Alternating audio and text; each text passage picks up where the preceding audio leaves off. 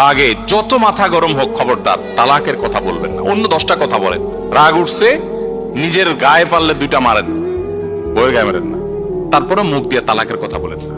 আমার এই জীবনে অসংখ্য মানুষ অফিসে আসে, ফোন করে মাসআলা জানার জন্য আমাদের কাছে।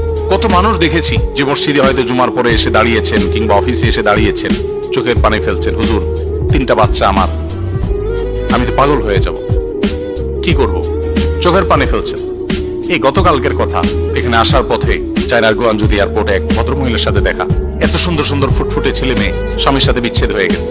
এদিকে স্বামী ছটফট করে মরছেন, এদিকে স্ত্রী মিস করছেন। ঝগড়াঝাটি জীবনের অংশ, ঝগড়াঝাটি হবেই, এগুলো একসময় আবার মিনিমাইজ হয়ে যাবে।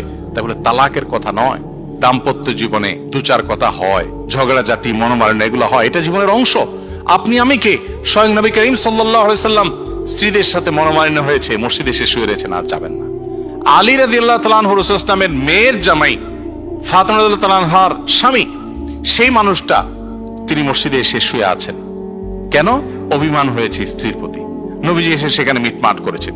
তাদের লাইফে যদি এটা হতে পারে, তাহলে আমাদের লাইফে স্বামী স্ত্রীর মধ্যে ঝগড়াঝাটি হয়, এটা স্বাভাবিক।